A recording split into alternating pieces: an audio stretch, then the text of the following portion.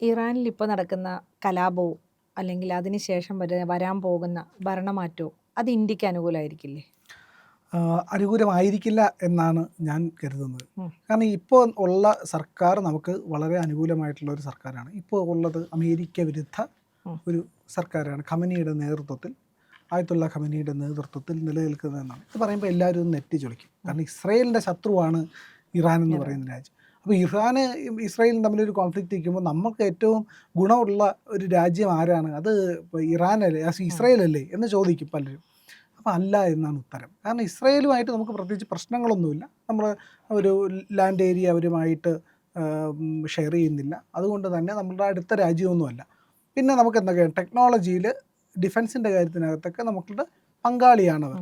പക്ഷേ ആ പങ്കാളിത്തമൊന്നും സൗജന്യമല്ല. ആ പങ്കാളിത്തമെല്ലാം തന്നെ വലിയ തോതിലുള്ള തുക കൊടുത്തിട്ട് തന്നെയാണ് നമ്മൾ വാങ്ങാറുള്ളത് എന്നുള്ളതാണ്. അതിൽ അമേരിക്കയും പങ്കാളിയാണ്. അതിനേക്കാൾ ഇസ്രായേലിനേക്കാൾ അമേരിക്കയേക്കാൾ നമ്മളുടെ ഏറ്റവും അടുത്ത സുഹൃത്ത് എന്ന് പറയുന്നത് റഷ്യയാണ്. നമുക്ക് കൃത്യമായി ബോധ്യമുള്ള കാര്യമാണ്. അമേരിക്ക ഇന്ത്യയുടെ അടുത്ത സുഹൃത്താണ് എന്നാണ് നമ്മൾ ഈ അടുത്ത കാലം വരെയും വിശ്വസിച്ചിരുന്നത്. അപ്പോൾ അമേരിക്ക എന്താ ചെയ്ത്? അമേരിക്ക തനിക്കുടം കാണിച്ചു.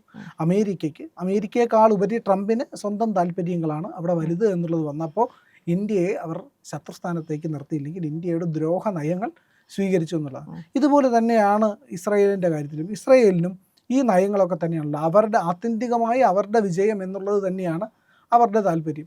അവർ ഈ പറയുന്ന ജൂത സമൂഹം എപ്പോഴും ശ്രമിക്കുന്നത് എന്താണ്? ജൂതന്മാരാരും ഇങ്ങോട്ട് നമ്മുടെ അടുത്ത് നേരിട്ട് യുദ്ധത്തിൽ വരാറില്ല, അവരേതെങ്കിലും തരത്തിൽ ഇത് ചെയ്യാറില്ല. പക്ഷേ ഇവിടെ ഉള്ള കമ്പനികൾ, പ്രധാനപ്പെട്ട കമ്പനികളെല്ലാം തന്നെ പലപ്പോഴും പ്രവർത്തിക്കുന്നത് ഈ പറയുന്ന ജൂതരുടെ കമ്പനികളാണ്. അവയെല്ലാം തന്നെ കൊക്കക്കോള തൊട്ട് ഈ പറയുന്ന വിദേശ ഇസ്രായേൽ കമ്പനികൾ തന്നെയാണ്. ഇവിടെ നമ്മൾ ഫോൺ എടുത്താലുള്ള ഗൂഗിൾ അടക്കം എല്ലാം ഈ പറയുന്ന ജൂത സമൂഹത്തിൻ്റെ, ഇസ്രായേലിൻ്റെ അല്ലെങ്കിൽ അമേരിക്കയുടെ, ഇസ്രായേലും അമേരിക്കയും വേർതിരിച്ച് കാണണ്ട എന്നുള്ളതാണ് ഞാൻ പറയുന്നത്. ഇപ്പോൾ ഇവിടെ ഇറാൻ എന്ന് പറയുന്ന രാജ്യം എന്ന് പറഞ്ഞു കഴിഞ്ഞാൽ എന്താണ്? നമുക്ക് എണ്ണ തരുന്ന രാജ്യങ്ങളിലൊന്നാണ്. നമ്മൾ എണ്ണ വളരെയധികം ആശ്രയിക്കുന്ന രാജ്യങ്ങളിലൊന്നാണ്. ഏറ്റവും കൂടുതൽ ആശ്രയിക്കുന്നത് റഷ്യയാണ്. അപ്പോൾ റഷ്യയുമായിട്ട് നമ്മൾ എണ്ണ വാങ്ങുന്നു എന്നുള്ളത് കൊണ്ടാണ് ട്രംപിന് ഈ പ്രശ്നം ഉണ്ടായിരിക്കുന്നത് എന്നുള്ളത്. അമേരിക്കയുടെ കയ്യിൽ നിന്ന് വാങ്ങിക്കണം, അല്ലെങ്കിൽ സൗദിയുടെ കയ്യിൽ നിന്ന് വാങ്ങിക്കണം. അതൊക്കെ വില കൂടിയ എണ്ണയാണ്. നമ്മൾ അത്രയും വില കൂടി കൊടുത്തല്ല വാങ്ങിക്കും. നമുക്ക് വില കുറഞ്ഞ എണ്ണയാണ് വേണ്ടത്. അത് വെച്ച് നമ്മൾ വരുമാനം ഉണ്ടാക്കുന്നുണ്ട്. ഇതിൽ നിന്ന് ഈ അസംസ്കൃത എണ്ണ വാങ്ങി അത് സംസ്കരിച്ച് യൂറോപ്പിനും ഈ പറയുന്ന പോലെ ഉക്രൈൻ അടക്കം നമ്മൾ കൊടുക്കുന്നുണ്ട് എന്നുള്ളതാണ് യാഥാർത്ഥ്യം. അങ്ങനെ വരുമ്പോൾ അങ്ങനെ ചെയ്യുന്ന ഇന്ത്യ വരുമാനം ഉണ്ടാക്കുന്നു എന്നുള്ളതാണ് അമേരിക്കയുടെ പ്രശ്നം. കാരണം ഇന്ത്യ വളരുന്നതാണ് ആത്യന്തികമായി അമേരിക്കയുടെ കണ്ണുകടി എന്നുള്ളതാണ്. ആ വളർച്ചയോട് ഒപ്പം നിൽക്കാൻ, അതായത് ഇന്ത്യ അങ്ങനെ വളരുന്നതിനോട് വലിയ താല്പര്യമില്ലാത്ത രാജ്യമാണ് ഇസ്രായേൽ എന്നുള്ളതും മറ്റൊരു കാര്യം. എന്തുകൊണ്ട് എന്ന് പറഞ്ഞാൽ നമ്മൾ റഷ്യയിൽ നിന്ന് എണ്ണ വാങ്ങുന്നത് രൂപ കൊടുത്തിട്ടാണ്. അതുപോലെ തന്നെ ഈ ഇറാനിൽ നിന്ന് ഇന്ത്യ എണ്ണ വാങ്ങുമ്പോഴും രൂപ കൊടുത്തിട്ടാണ് വാങ്ങുന്നത്. വെനിസ്വേലയിൽ നിന്നായാലും അത് തന്നെയാണ് ഇന്ത്യ ചെയ്യാറുള്ളതെന്ന്. അപ്പോൾ ഇന്ത്യയുടെ താല്പര്യം എന്ന് പറഞ്ഞു കഴിഞ്ഞാൽ ഡോളറിനെ ആശ്രയിക്കാതെ സ്വന്തം കറൻസി ഉപയോഗിച്ച് മുന്നോട്ട് പോവുകയാണ്. അപ്പോൾ ഇസ്രായേൽ എന്ന് പറയുന്ന രാജ്യം അമേരിക്കയെ ഡിപ്പെൻഡ് ചെയ്തിരിക്കുന്നു. അമേരിക്കയിലെ ധനികർ മുഴുവൻ ജൂതന്മാരാണ്. ആ ജൂതന്മാരുടെ പണത്തിൻ്റെ പിൻബലത്തിലാണ് ഇസ്രായേൽ പോകുന്നത്. ആ ഇസ്രായേലിന് ഡോളർ അതുകൊണ്ട് തന്നെ കൂടിയേ തീരുള്ളൂ. അപ്പോൾ പെട്രോ ഡോളർ ഇല്ലാതായി കഴിഞ്ഞാൽ എന്ത് സംഭവിക്കുമെന്ന് വെച്ച് കഴിഞ്ഞാൽ ഇസ്രയേലിൻ്റെ ഭാവി അനിശ്ചിതത്വത്തിലാവും. അവർക്കൊരു സാമ്പത്തിക പ്രതിസന്ധി വരും. അപ്പോൾ റഷ്യയും ഇന്ത്യയും ചൈനയും ബ്രസീലും സൗത്ത് ആഫ്രിക്കയും ഒക്കെ അടക്കമുള്ള ബ്രിക്സ് രാജ്യങ്ങൾ പ്രൊമോട്ട് ചെയ്യുന്നത് മറ്റ് കറൻസികളെയാണ്. അതൊരിക്കലും ഈ പറയുന്നത് പോലെ ഡോളറിനെയല്ല. അതുകൊണ്ടാണ് ബ്രിക്സ് അമേരിക്കയുടെ ശത്രുവായിട്ട് മാറുന്നത്. അങ്ങനെ വരുമ്പോൾ അമേരിക്കയുടെ താല്പര്യങ്ങൾ സംരക്ഷിക്കുന്ന ഇസ്രയേലിൻ്റെ താല്പര്യങ്ങൾ എന്ന് പറഞ്ഞാൽ അമേരിക്കയുമായിട്ട് കച്ചവടം ചെയ്യുന്നവരാണ്. ഇതല്ലാതെ നിൽക്കുന്നവരോട് ഇസ്രായേലിന് വലിയ താല്പര്യം ഉണ്ടായില്ല. കഴിഞ്ഞ കുറച്ച് നാളുകൾക്ക് മുമ്പ് ഗസയ്ക്ക് അനുകൂലമായിട്ട് നമ്മൾ ഈ പറയുന്ന വോട്ട് ചെയ്തപ്പോൾ ഈ എല്ലാവരും കൂടെ അതിശയിച്ചു. അതെന്തിനാണ് BJP സർക്കാർ ഇസ്രായേലിനെതിരായിട്ട് ഗസയ്ക്ക് അനുകൂലമായിട്ട് വോട്ട് ചെയ്യുന്നതെന്ന് പറയും. ഗസക്കാർ നമ്മളെ ദ്രോഹിച്ചിട്ടുണ്ടോ? നമ്മളെ ദ്രോഹിച്ചിട്ടില്ല. ഇന്ത്യക്കാരുമായിട്ട് പലസ്തീന് യാതൊരു പ്രശ്നവുമില്ല. ഹമാസുമായിട്ട് ഇന്ത്യക്ക് യാതൊരു പ്രശ്നവുമില്ല. ഈ പറയുന്ന ഹിസ്ബുള്ളയായിട്ട് ഹൂതികളുമായിട്ട് ഇന്ത്യക്ക് പ്രശ്നമില്ല. ഇന്ത്യക്ക് പ്രശ്നമുള്ളത് ആരുമായിട്ടാണ്? അൽ ഖ്വയ്ദ, ഈ പറയുന്ന ഇന്ത്യൻ മുജാഹിദീൻ, ഈ തീവ്രവാദ സംഘടനകൾ, പാകിസ്ഥാനിൽ പ്രവർത്തിക്കുന്ന സംഘടനകൾ, ഇതുമായിട്ടൊക്കെയാണ് ഇന്ത്യക്ക് പ്രശ്നമുള്ളത്. പാകിസ്ഥാൻ വളർത്തുന്ന ഭീകര സംഘടനയാണ്. ഇറാനും ഈ പറയുന്ന പ്രോക്സികളായിട്ടുള്ള ഭീകര സംഘടനകളാണ് ഹിസ്ബുള്ള, ഹൂത്തി, ഹമാസ് തുടങ്ങിയവയൊക്കെ. അവരാരും ഇന്ത്യയെ ലക്ഷ്യം വെച്ച് വരാറില്ല എന്നുള്ളതാണ്. ഭാവിയിൽ വരില്ല എന്ന് ഞാൻ പറയുന്നില്ല. കാരണം പക്ഷേ എപ്പോഴും ഇറാൻ എന്ന് പറയുന്നത് ഒരു ബഫർ സോണാണ്. നമുക്ക് സുരക്ഷയൊരുക്കുന്ന ഒരു ഷിയ രാജ്യം. ഇറാൻ കടന്നാൽ പിന്നെ എന്താണ്? അങ്ങോട്ട് മൊത്തം സുന്നി രാജ്യങ്ങളാണ്. ആ സുന്നി രാജ്യങ്ങൾ, അതായത് ഈ ഇറാനിൽ ഒരു സുന്നി റെജീം വന്നു കഴിഞ്ഞാൽ എന്ത് സംഭവിക്കുമെന്ന് പറഞ്ഞാൽ അത് പാകിസ്ഥാനുമായിട്ടങ്ങ് ചേരും.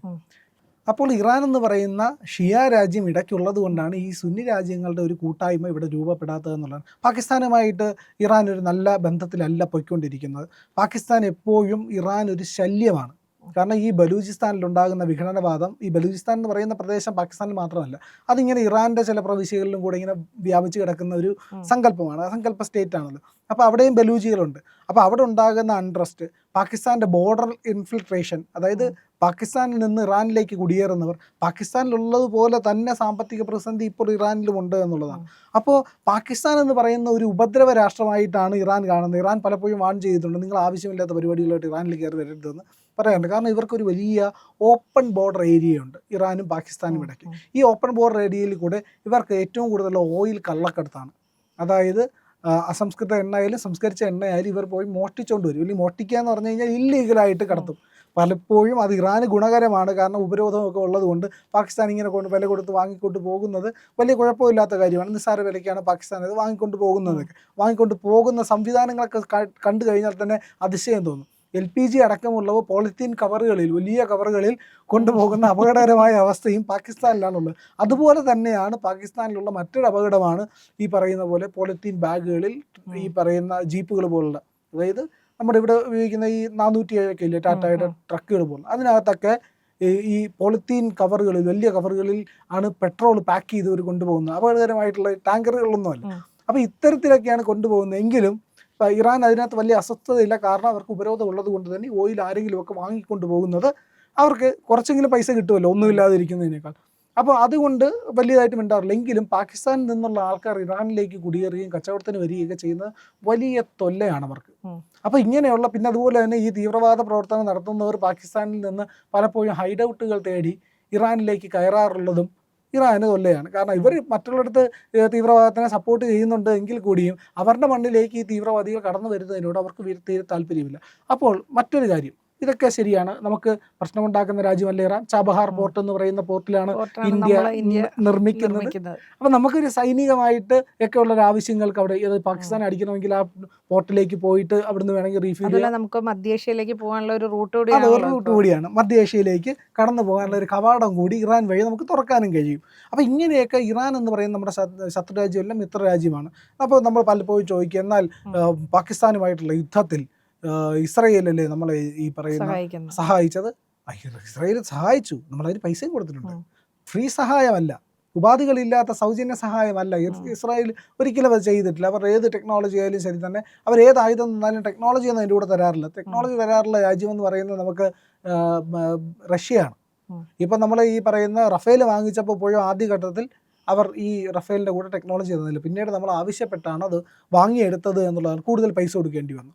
അപ്പോൾ പലപ്പോഴും യൂറോപ്യന്മാരുടെ ഇല്ലെങ്കിൽ അമേരിക്കൻസിൻ്റെ ഒക്കെ ഉള്ള ഒരു സ്വഭാവം എന്ന് പറയുന്നത് സാമ്പത്തിക അടിസ്ഥാനത്തിൽ തന്നെയാണ്. പക്ഷേ ഇറാൻ പലപ്പോഴും അങ്ങനെ അല്ല പെരുമാറുന്നത് എന്നുള്ളത്. ഇറാനുമായിട്ട് നമുക്ക് സാംസ്കാരികമായിട്ടുള്ള ബന്ധങ്ങൾ കൂടി ഉണ്ട് എന്നുള്ളതാണ്. അപ്പോൾ പാകിസ്ഥാൻ എന്ന് പറയുന്ന ഒരു അക്രമ സ്വഭാവമുള്ള രാജ്യത്തെ നേരിടുന്നതിന് എപ്പോഴും നമ്മൾ പാകിസ്ഥാൻ തമ്മിലുള്ള പ്രശ്നത്തിൽ നിന്ന് ഇന്നേ വരെ ഇറാൻ ഇടപെട്ടിട്ടില്ല. ഇറാൻ ഈ പറയുന്ന ഇസ്ലാം സ്നേഹമാണുള്ളതെങ്കിൽ നമ്മൾ തമ്മിലുള്ള അടിക്ക് അവർ ഇടപെടണ്ടേ? അവർ പാകിസ്ഥാനേക്കാൾ മൂല്യവത്തായിട്ട് കാണുന്നത് നമ്മളുടെ സൗഹൃദത്തെയാണ്. അപ്പോൾ നമുക്ക് ഗുണകരമായിട്ടുള്ള ഒരു രാജ്യമാണ് ഇറാൻ എന്നുള്ളത്. ഈ ഇറാനിലെ ആഭ്യന്തര പ്രശ്നത്തിലേക്ക് വരാം. ഇറാനിൽ എന്താണ് സംഭവിച്ചുകൊണ്ടിരിക്കുന്നത്?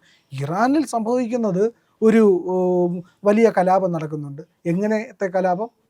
നേപ്പാളിൽ നടന്ന പോലെ, ബംഗ്ലാദേശിൽ നടന്ന പോലെ, ശ്രീലങ്കയിൽ നടന്ന പോലെ ജൻസികളുടെ കലാപം. അവിടെ ഹിജാബ് നിരോധിക്കണം, ഹിജാബ് നിരോധനം കൊണ്ടുവരണം, അല്ലെങ്കിൽ ഹിജാബ് നിർബന്ധമാക്കിയിട്ടുള്ളതിനെ തടയണം.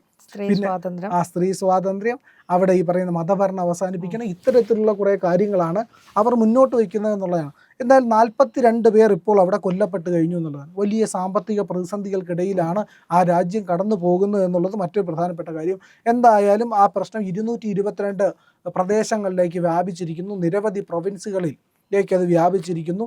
അവരൊട്ടും സുഖകരമല്ലാത്ത ഒരു അവസ്ഥയിലേക്ക് ഇറാൻ പോയിക്കൊണ്ടിരിക്കുന്നു എന്നുള്ളതാണ്. എന്തായാലും അമേരിക്കയുടെ ഇടപെടലാണെന്നുള്ള കാര്യത്തിൽ സംശയമില്ല. നമുക്കെന്തായാലും അതിനകത്ത് വലിയ റോളൊന്നുമില്ല, നമ്മൾ അധികം ഇടപെടാറില്ലാത്ത ഒരു കാര്യമാണ്. അതെ, നമ്മൾ അതിലില്ല എന്നുള്ളത്. പക്ഷേ എങ്കിലും അമേരിക്കയുടെ ഇടപെടൽ ഇന്ത്യക്ക് ചുറ്റുമായിട്ട് നടന്നുകൊണ്ടിരിക്കുന്നു എന്നുള്ള യാഥാർത്ഥ്യത്തെ കൂടി നമ്മൾ കാണേണ്ടതുണ്ട്. എന്തായാലും ഇസ്രായേലിൻ്റെയും അമേരിക്കയുടെയും കളി ഇറാനിൽ തുടർന്നു കൊണ്ടിരിക്കുന്നു. എന്താവുമെന്ന് കണ്ടറിയാം. അതിനിടയ്ക്ക് ഖമൈനി പറഞ്ഞിട്ടുമുണ്ട്, എനിക്ക് ഗാസയേക്കാൾ മറ്റെന്തിനേക്കാളും എനിക്ക് വലുത് ഇറാൻ തന്നെയാണ്, ഇറാൻ്റെ പുരോഗതിയാണ് ഞാൻ ലക്ഷ്യം വെക്കുന്നതെന്ന്. അപ്പോൾ അധികം വൈകാതെ പ്രശ്നങ്ങൾ പരിഹരിക്കപ്പെടുമായിരിക്കും. മറ്റൊരു റെജീം അവിടെ വന്നാൽ, മറ്റൊരു അധികാര കേന്ദ്രം അവിടെ എത്തിയാൽ അതെപ്പോഴും അമേരിക്കയ്ക്ക് പിന്തുണയ്ക്കുന്നതായിരിക്കും. അത് നമുക്ക് ഗുണകരമാവില്ല എന്നുള്ളത് കൂടി അറിയേണ്ടതുണ്ട്. കാരണം അമേരിക്കയെ പിന്തുണയ്ക്കുന്ന ഒരു രാജ്യം വന്നു കഴിഞ്ഞാൽ പാകിസ്ഥാനോടൊപ്പം ചേർന്ന് നിൽക്കുകയുള്ളൂ അവർ. അതൊരിക്കലും നമുക്ക് ഗുണകരമാകില്ല എന്നുള്ളതാണ് ഇവിടുത്തെ യാഥാർത്ഥ്യം. ഇന്ത്യ ലൈവ് നിങ്ങളുടെ സഹായത്തോടെ, നിങ്ങളുടെ സഹകരണത്തോടെ, നിങ്ങളുടെ സ്നേഹം ഏറ്റുവാങ്ങിക്കൊണ്ടാണ് മുന്നോട്ട് പോകുന്നത്.